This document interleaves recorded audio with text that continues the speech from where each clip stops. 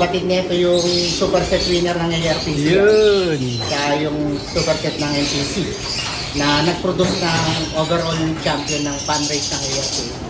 Yung mga humakot ng premyo. Yung mga multiple polling winner.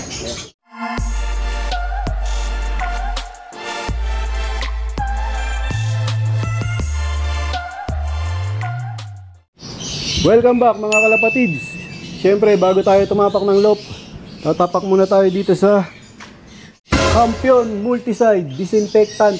Tapos siyempre yung ating mga ginagamit na mga supplements, produkto ng Champion, mga natural na produkto, Nutrigano, Pure Oregano, Eurolibo, Respower at Nutriwin. Tapos siyempre yung ating patoka, kalapatids, breeder mix. Meron na naman akong bagong ibon mga kalapatids. Bigay na Red Baracolop. Sila yung champion sa mga pooling. Overall sa pooling sa South, sa ARPCI. Sila yung humakot ng premyo.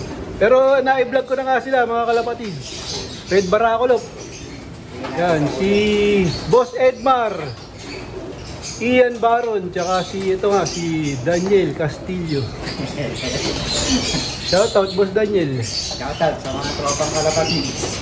Si Red Baron. Yan, ito na yung kapalit ng Spaniard.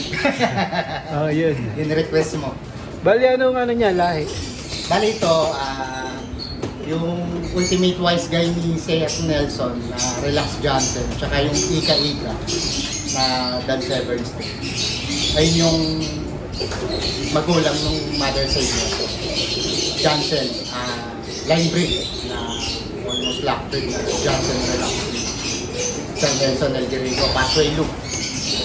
Tapos yung father side, yung na-acquire ni Red Baron kay Kuya Cristobal, which is yung Johnson. gift bird Labas mo para makita ng mga kalapatids. gift bird ni Kuya Marlon kay AJ Cristobal, yung SBR Johnson Back 17 Sablon. Sablon meron yan. Yung Back 17. Sablon, wala pa ako nun Bali, sa mother side, pure, kumbaga,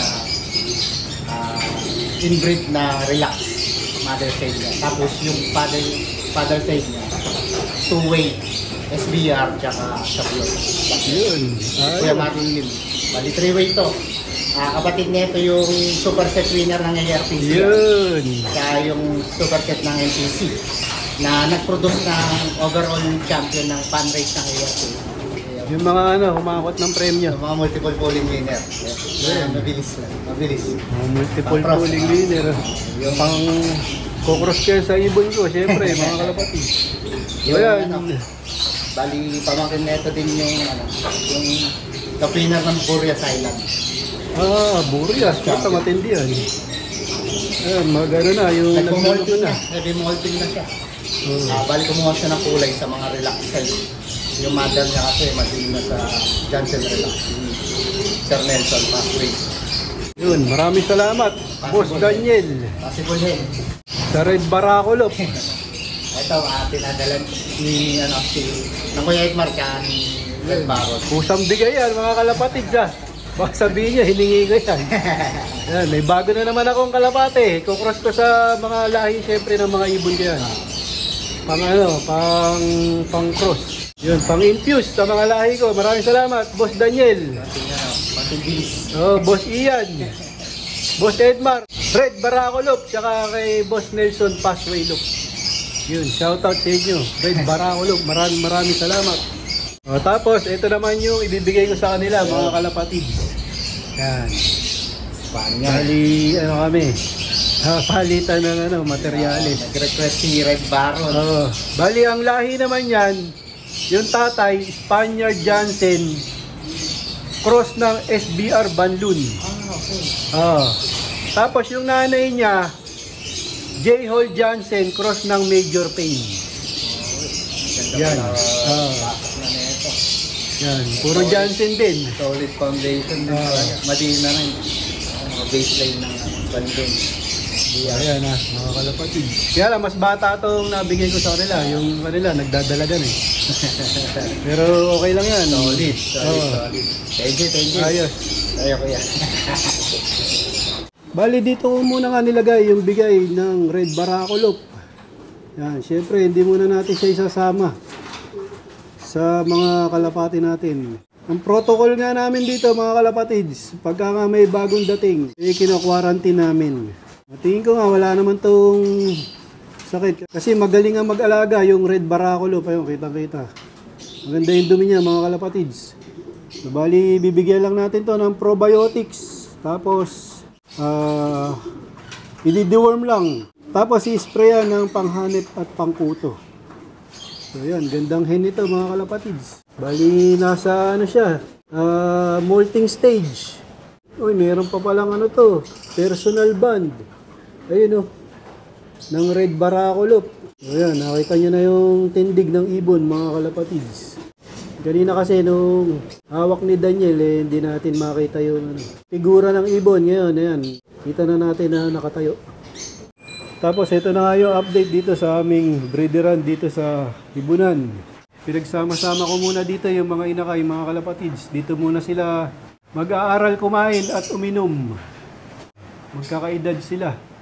So, bali, hiniwalay ko na nga yung mga magulang nung grisel. Nilagay ko na sa stock lot ko mga kalapatids. Ito na yung grisel tsaka yung kapatid niyang blue bar.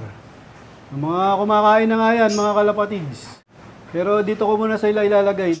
Bali ito mga kalapatids, nilagyan ko ulit ng paso o paitlugan. Bala ko pang paitlugin tong pares na to mga kalapatids. Kasi nga, kung sakali lang may madidisgrasya dun sa mga young bird ko, wag naman sana. Baga, panigurado lang. Meron akong pamalit. O may susuksok. Kung sakasakaling ganun nga yung mangyari. Tsaka ito, nilagyan ko ng paso ulit mga kalapatids. Wala na dapat to. Stop breeding na sana ako dito. Kaya lang naisip ko na for safety. Para lang hindi ako magahol sa breeding kung sakaling magka-problema yung mga young bird ko. Nakita nyo naman yung isa na disgrasya, na pilay. Yung mga hindi natin inaasahan na pwedeng mangyari sa mga young bird natin. Kaya panigurado lang. Itinuloy ko yung breeding nito mga kalapatids. Bali, itong pares na to ay si 8 Mac. Tapos yung kapares niya ay pamangkin niya mga kalapatids. Tapos nagpakawala nga ako kanina mga kalapatids. Ito na yung ibang pinakawalan ko, mga nagpasukan na. Halos lahat nga pinalabas ko kanina sa landing board. Yung pa yung dalawa, nagkukwentuhan. Si Nico, tsaka si Daniel, ayun shout out. Kay Nico, tsaka kay Daniel, magkatropa yan, nagkakwentuhan. Ito yung ibang young bird ko mga kalapatids. Yan, mga sumisilong na sa lilim. Tapos ayun yung iba. Yun, gumagala dun.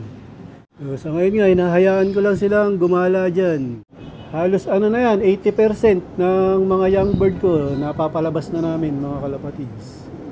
Ayun, si Boyet. Shoutout kay Boyet. Ayun, kapatid niya, JJBK ang Sakulam. Nagkakalapati din yan mga kalapatids. Ayun, sana wag mabulabog to mga kalapatids. Dito ko natatapusin ang video ko para sa araw na to. Please like, share, comment, subscribe. Keep safe, God bless, ingat mga kalapatids.